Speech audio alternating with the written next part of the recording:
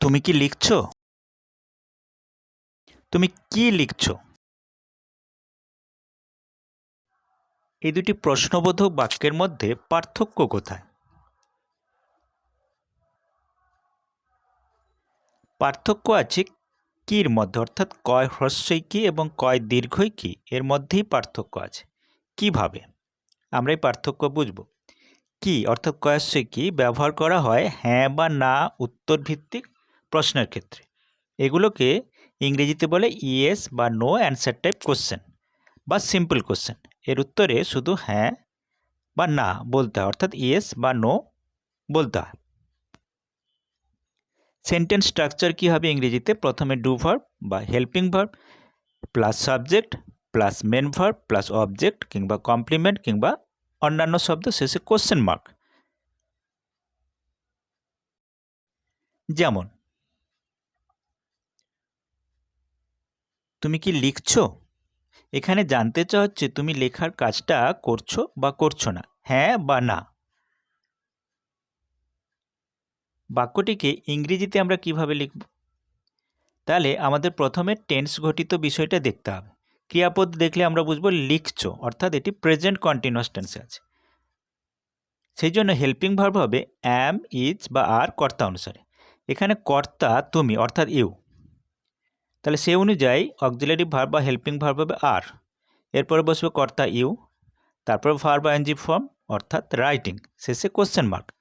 ইংরেজিতে বলবো আর you writing. এবার কয় দীর্ঘই কি? কি ব্যবহার করা হয় যখন কোনো প্রশ্নের উত্তরে নির্দিষ্ট তথ্য দিতে হয়? এই প্রশ্নগুলি ডব্লিউএইচ ওয়ার্ড দিয়ে শুরু হয়, তাই এগুলোকে আমরা ডব্লিউএইচ কোশ্চেন বলি। ইংলিশ স্ট্রাকচার কী হবে? প্রথমে আমরা ডব্লিউএইচ ওয়ার্ড বসাবো প্লাস ডু ভার্ব কিংবা হেল্পিং ভার্ব, এরপর সাবজেক্ট, শেষে মেন ভার্ব এবং কোশ্চেন মার্ক। যেমন তুমি কি লিখছো? তুমি কি লিখছো এই বাক্যে জানতে চাওয়া হচ্ছে কোন বিষয়ে লেখক লিখছে, নির্দিষ্ট তথ্য চাওয়া হচ্ছে, অর্থাৎ কোন বিষয় সে লিখছে। তুমি কি লিখছো? ইংরেজিতে বলবো what are you writing. What are you writing. More examples. তুমি কি পড়ছো? ইয়েস বা নো অ্যান্সার টাইপ কোশ্চেন। ইংরেজিতে লিখবো are you reading. Are you reading. তুমি কি পড়ছো, অর্থাৎ কোন বিষয় পড়ছো। What are you reading. What are you reading.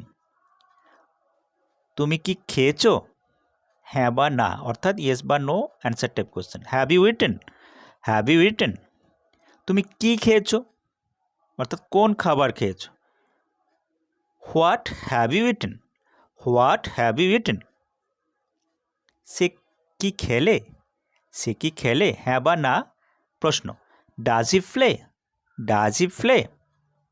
সে কি খেলে, অর্থাৎ কোন ধরনের খেলা খেলে। What does he play. What does he play. Thank you.